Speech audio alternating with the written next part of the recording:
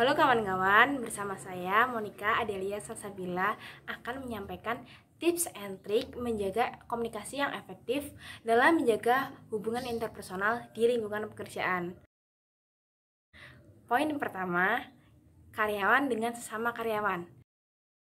Yang pertama, ketika kita sebagai karyawan ingin memberikan informasi yang secara baik dengan karyawan yang lainnya, alangkah baiknya kita memberikan pendapat atau memberikan informasi dengan jelas, singkat, dan tepat, sehingga akan menimbulkan komunikasi yang efektif.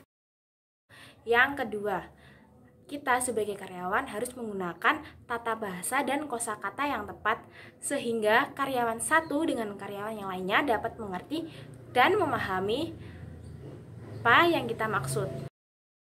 Ketiga, ketika karyawan berbicara dengan karyawan yang lainnya, harusnya karyawan yang lainnya menanggapi dengan sikap yang terbuka dan meresponnya dengan tanggap dan sesuai dengan topik pembicaraan.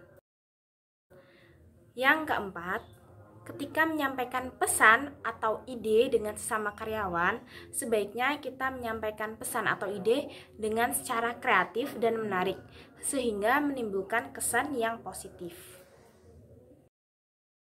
Poin kedua, pimpinan dengan karyawan. Yang kesatu, selalu mendengarkan dan menghormati pimpinan dengan tidak bermainan HP. Yang kedua, ketika kita menjadi pimpinan, alangkah baiknya kita memberikan kritik, namun disampaikan secara sopan kepada karyawan. Dan tidak lupa kita memberikan solusi yang tepat untuk menyelesaikan permasalahan. Yang ketiga, ketika kita menjadi pimpinan, alangkah baiknya kita menyampaikan informasi dengan to the point dan tidak ragu dengan perkataan kita, dan efeknya akan menimbulkan motivasi bagi karyawan yang kita sampaikan. Yang keempat, ketika kita sebagai karyawan seharusnya merespon dengan bijak kepada pimpinan, sehingga pimpinan pun senang dan akan menimbulkan komunikasi yang efektif. Yang kelima,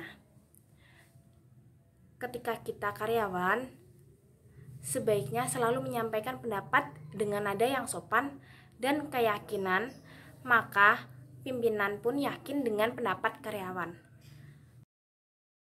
Poin yang ketiga adalah dampak ketika kita sudah menerapkan komunikasi yang efektif yang sudah saya jelaskan tadi. Dampak yang pertama adalah terjalinnya hubungan yang baik dan positif antar karyawan dengan karyawan atau pimpinan dengan karyawan. Yang kedua, akan menimbulkan motivasi dan semangat dalam lingkungan pekerjaan. Yang ketiga, adanya sifat kenyamanan yang didapat dalam berkomunikasi dan ingin terus berkomunikasi. Yang keempat, timbulnya rasa kepercayaan diri untuk mengemukakan pendapat dapat meningkat.